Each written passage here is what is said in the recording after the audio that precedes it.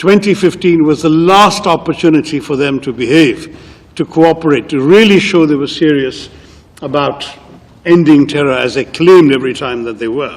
दुनिया के सामने पाकिस्तान का पर्दाफाश करने और भारत का संदेश देने के लिए शशि थरूर अमेरिका पहुंचे। उन्होंने दुनिया के सामने भारत का संदेश रखते हुए कहा और साफ कर दिया कि भारत आतंकवाद को चुपचाप नहीं सहने वाला। देश के खिलाफ उठाई गई हर एक आतंकवादी गतिविधि का भारत जवाब देगा। बता दें कि वैश्विक मंच पर आतंकवाद के खिलाफ भारत का संदेश देने और पाकिस्तान को बेनकाब करने के उद्देश्य से कांग्रेस सांसद शशि थरूर और उनकी टीम अमेरिका पहुंची, जहां उन्होंने न्यूयॉर्क के वाणिज्य दूतावास में पहलगाम में हुए आतंकी हमले को लेकर बातचीत की। उन्होंने दुनिया को साफ संदेश दिया कि भारत आतंकवाद को चुपचाप नहीं सहने वाला। आतंकवादियों द्वारा उठाए गए हर कदम का भारत मुंहतोड़ जवाब देगा। और शशि थरूर ने पाकिस्तान के साथ संघर्ष को लेकर स्पष्ट रूप से कहा कि भारत को पाकिस्तान के साथ युद्ध करने में किसी भी तरह की कोई रुचि नहीं है। भारत की प्राथमिकता हमेशा से देश की आर्थिक तरक्की और जनता को 21वीं सदी की नई दुनिया के लिए तैयार करना है।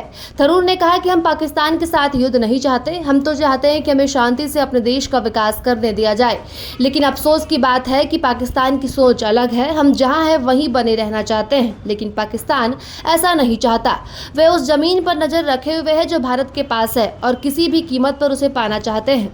अगर वे उसे सीधे तरीके से नहीं ले सकते तो आतंकवाद के जरिए हासिल करने की कोशिश करते हैं, जो बिल्कुल भी स्वीकार्य नहीं है। और शशि थरूर ने कहा कि जनवरी 2015 में भारत के एक एयरबेस पर हमला हुआ था और उससे ठीक 1 महीने पहले हमारे प्रधानमंत्री पाकिस्तान की यात्रा पर गए थे। जब यह हमला हुआ तो प्रधानमंत्री इतने हैरान थे कि उन्होंने खुद पाकिस्तान के प्रधानमंत्री को फ़ोन कर कहा कि चलिए मिलकर जांच करते हैं, पता लगाते हैं कि ये सब कौन कर रहा है। आगे उन्होंने कहा कि जरा सोचिए, भारतीय सेना के लिए ये कितनी चौंकाने वाली बात रही होगी कि पाकिस्तान जांचकर्ता भारत के एयरबेस में आकर जाँच करे। फिर भी वो आए और जांच के बाद पाकिस्तान लौटकर कह दिया कि यह हमला भारत ने खुद पर ही किया है। और शशि कहते हैं कि मेरे अनुसार 2015 पाकिस्तान के लिए आखिरी मौका था। वे ठीक से व्यवहार करें, सहयोग करें और सच में ये साबित करें कि वे आतंकवाद खत्म करना चाहते हैं, जैसा कि वे हर बार दावा करते हैं। Because this is our problem, not yours. But in 2015, in January, there was an attack on an Indian air base, a place called Pathankot. And our Prime Minister had just made a goodwill visit to Pakistan the previous month. On the 25th of December, he'd attended the birthday celebrations of then Pakistan Prime Minister Nawaz Sharif, whose granddaughter's wedding was on the same day. He'd given gifts.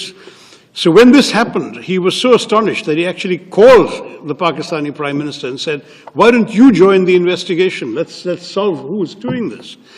And the Pakistani, you can imagine the horror of the Indian military establishment at this idea that Pakistani investigators are going to come to an Indian airbase. But they came.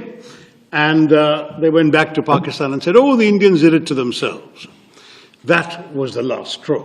I mean, it was just we'd already gone through the horrors of 2008 in Mumbai when 170 people had been killed, and the Pakistani denials at that time were laid bare not just by the fact that we caught one of the terrorists alive and his identity, his address, his family, etc., were identified in Pakistan, but equally because that drama took place over 3 days, during which Western intelligence agencies trained their recording devices, amongst other things, on Pakistani, the chilling voice of the Pakistani handler, giving minute-by-minute instructions to the killers in Mumbai.